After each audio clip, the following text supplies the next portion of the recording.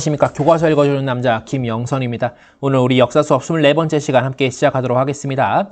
자, 이 대단원 세계 종교의 확산과 지역 문화의 형성, 이 중단원 동아시아 문화의 형성과 확산, 이 소단원 수당이 제국으로 발전하다. 교과서는 64에서 66쪽 펴주시면 되겠습니다. 자, 학습 목표 볼 텐데 첫 번째부터 보도록 하겠습니다. 수나라의 흥망성쇠를 이해한다. 나라가 흥하고 망하고 성하고 쇠하는 것을 흥망성쇠라고 부릅니다. 수나라가 어떻게 흥하고 망하고 성하고 쇠했는지 함께 오늘 볼 거고요. 자, 두 번째입니다. 당나라의 변천과 어떻게 나라가 변해갔는지, 그리고 그 통치체제는 어떠했는지 함께 이해하도록 하겠습니다. 자, 들어가기 전에 교과서 좀 보셔야 되는데 그 지도를 좀 보셔야 돼요. 언제나 지도 강조하는데 일단 여기 교과서 65쪽에 있는 중국 지도를 확인해 보세요 되어 있는데 여기 나와 있는 것은 당나라 지도고요. 사실 64쪽에는 이 수나라 지도가 조그맣게 나와 있어요. 그런데 수나라가 분명히 당나라보다는 영토 크기가 작았습니다만은 그래도 어마어마한 영토 크기였으면 분명합니다. 한번 64페이지 수나라 지도도 확인해 보시고 65쪽에 있는 당나라 지도도 한번 확인해 보시면 좋을 것 같습니다. 두 나라 영토가 어떠했는지 한번 보시면 좋을 것 같아요. 자, 첫 번째입니다. 남북조를 통일한 수라고 되어 있는데 우리 지난 시간에 이 앞에 뭐가 붙었어요? 그렇죠. 위 그리고 진이 붙었죠. 위진 남북조라 불렀었는데 나중에 결국 이 남북조가 누구한테 통일이 된다? 수나라에 통일이 된다라는 것이고요. 자, 그런데 이 수나라 얘기를 좀 볼 건데 수나라의 흥망성쇠 봐야 되잖아요. 근데 이때 황제 딱 2명만 보면 됩니다. 2명밖에 없어요. 첫 번째 수나라 문제, 그리고 두 번째 수나라 양제입니다. 황제를 부르는 그런 호칭이에요. 문제, 양제입니다. 자, 봅시다. 첫 번째 문제시대 일을 정리해 봅시다 되어 있는데 자, 빈칸족 계통의 양견, 이 사람이 양견이 바로 수문제입니다. 수나라 문제인데 북쪽에 빈칸이 분열된 틈을 타서 중국을 통일합니다.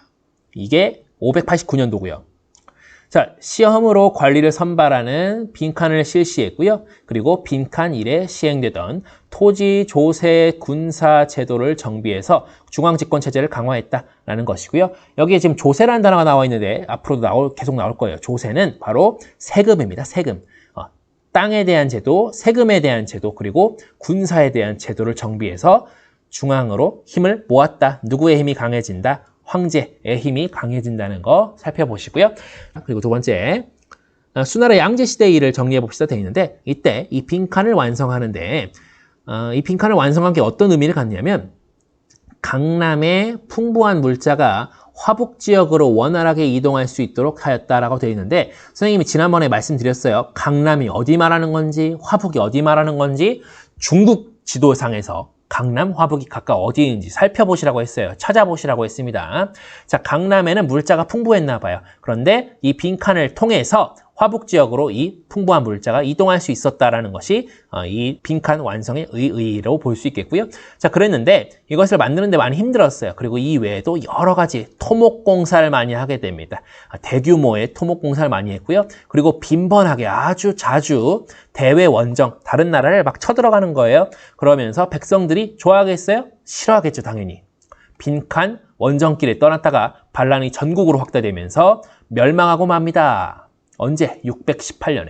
자, 중국 통일한 게 언제예요? 589년, 멸망한 게 618년도입니다.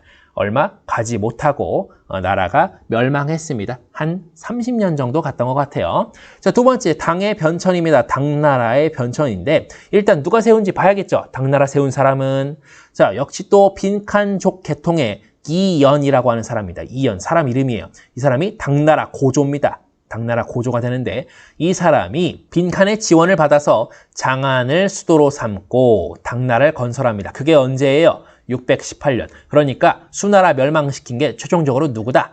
당나라 고조 이연이다. 이렇게 이해하시면 되겠습니다. 이름 안 보이니까 좀 지워놓을게요. 자, 이연이다. 당 고조다. 이렇게 이해하시고요. 그 뒤를 누가 이어가느냐? 태종이 이어가는데 어디에 지금 카테고리 잡아놨죠? 당나라의 대외 확장이죠. 당나라 대외 확장 정리해 봅시다. 자, 고조 이연을 이었던 당나라 태종 이세민이 빈칸을 복속시키고요. 복속이 무슨 뜻인지 찾아보셔야 돼요. 그리고 빈칸과 화친하게 되고요. 그 뒤를 이었던 당나라 고종은 빈칸도 복속시킵니다. 복속 무슨 뜻인지 반드시 살펴보세요. 찾아보세요. 그러면서 나라 크기가 어마어마하게 강력해집니다. 유라시아 대륙 동쪽을 대부분을 거느린 대제국이 됩니다. 어떤 나라가? 바로 이 당나라가 말이죠. 그랬는데 이 당나라가 영토가 커지잖아요. 이 커다란 영토를 어떻게 다스렸나요? 되어 있습니다. 정복지를 선생님이 다 써놨어요.